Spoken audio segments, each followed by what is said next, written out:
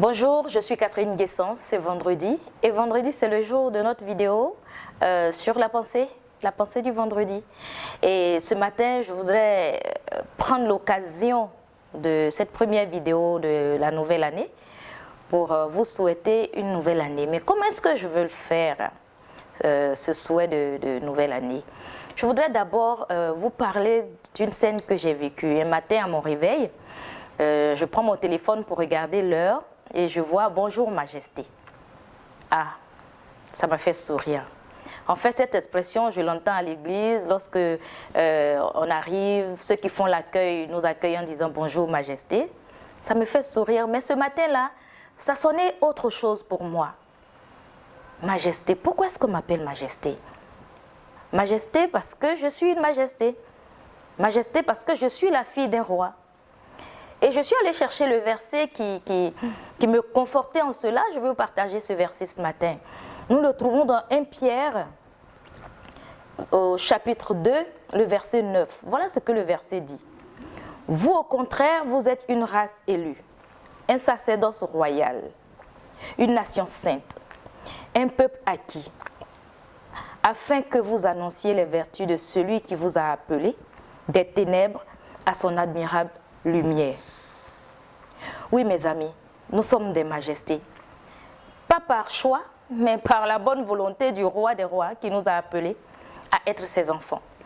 Et à partir du moment où nous avons choisi d'être ses enfants, nous sommes devenus des enfants de rois, donc des princes et des princesses. Et ce qui est merveilleux dans tout ça, c'est que nous sommes cohéritiers avec Christ, qui est le Fils de Dieu.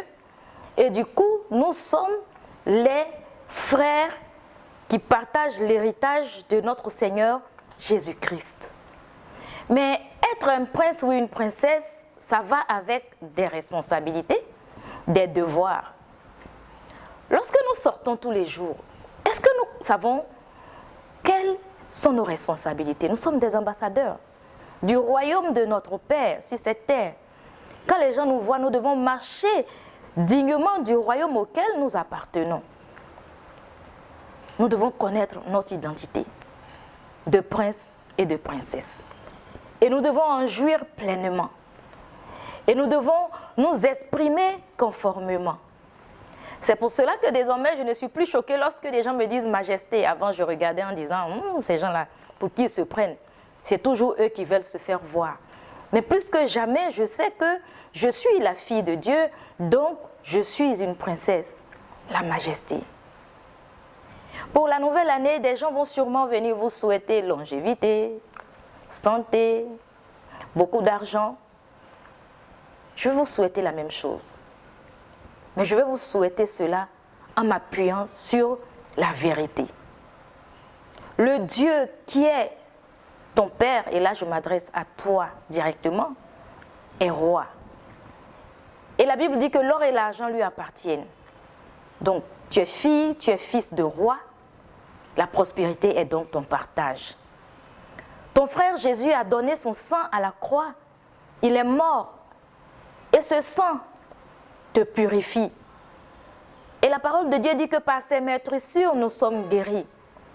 Alors la santé, je ne peux que te la souhaiter, puisque tu as Jésus pour frère. Notre Dieu, c'est le Dieu qui apporte la paix. À la naissance de Jésus, il a dit « Paix sur tous les hommes qu'il a créés ». Oui, la paix est ton partage en cette nouvelle année. La longévité, alors, n'en parlons pas. Il nous donne de vivre au moins 75 ans. Et quand nous regardons les patriarches dans la Bible, ils ont vécu longtemps, ils ont été rassasiés de jours. Tu es une princesse, tu es un prince, tu es enfant du roi. Ce qu'il a prévu pour toi, c'est que tu vives longtemps. Alors tu vivras longtemps. La longévité est aussi ton partage. La réussite, oui, notre Père, il n'a fait que de belles choses, des choses réussies. Chaque fois qu'il a créé une chose, lors de la création dans la Genèse, il a regardé, il a dit si bon. Mon frère, ma soeur, la réussite est aussi ton partage pour cette année 2020. Voilà mes mots pour te souhaiter à toi, Majesté, bonne et heureuse année 2020. Que Dieu te bénisse. Amen.